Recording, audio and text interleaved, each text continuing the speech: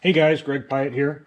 So over the last year, I've gotten some questions on different methods for mounting this recoil trigger that I developed for the Labradar system.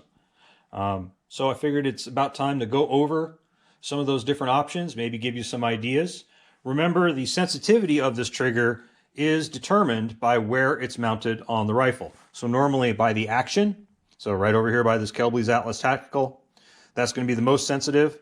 And then up front by this bipod here, that's going to be less sensitive.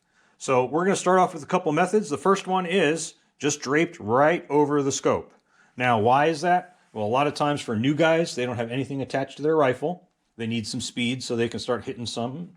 So normally I'll have them set the rifle down, just drape this thing over the scope, and then if we arm our little Labradar system, just give it a little tap, a little bit of recoil, it sets it off. So normally that works pretty well, especially for the new shooter. Now, a couple different options. Well, nice and easy. If you have a Wookiee, have the Wookiee hold it. After all, this is the Wookiee way.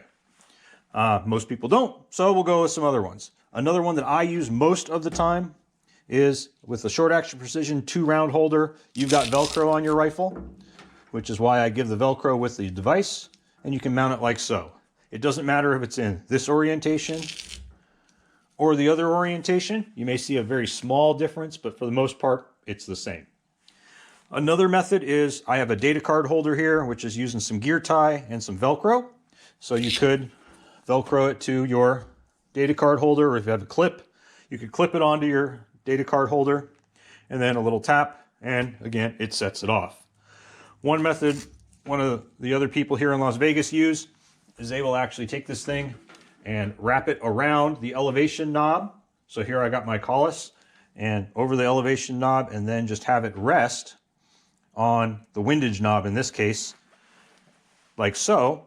And then when they shoot, they get a little bit of recoil, and there we go. Same basic idea as the other methods, but again, different positioning is going to affect. One thing to keep in mind on those 22 LRs where it's really sensitive, I've had some issues where it won't pick up at all. So I'll actually put it in the palm of my hand. Granted, it's not the best form, but put this in, grip the rifle, send a couple rounds with your 22 just so you can get speeds, and this will help out quite a bit normally. So if I can't get my 22 to trigger, this is what normally I end up doing, and then I can get the thing to trigger and get some good speeds. Now, as we move forward in the rifle, let's say we wanted to mount it to the top or the bottom here. There's a real nice, easy way to do it, and you're just using a little bit of elastic cordage and a quick adjust. So if we put this thing around the rifle, it's not touching the barrel, so we're all good. Like so, we can then mount it and then just let it rest on the bottom of the chassis, or just slide that thing up top and put it on the top of the scope. Either way should work. Again, very slight difference, and then just a little trigger. Notice it takes a little bit more to make it go off, and it'll work. You can adjust how tense you want this rubber band to be, and that'll tell you how much it'll slide under recoil and possibly trigger or dampen it. So again, these things are ways to tune how sensitive you want it to be. Now, if you have a high recoil, you're setting it off by running the bolt a lot, and you want it less sensitive, you can mount it to your bipod. A couple different ways to do that. Well, you could do the same thing as with this elastic cordage as you did over here, or you could get a gear tie like so, and then just wrap it around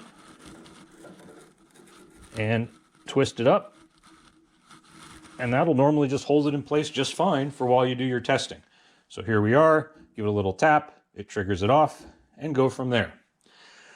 So there's a few different options. Hopefully gives you some ideas so you can tune it for how your setup is and go from there.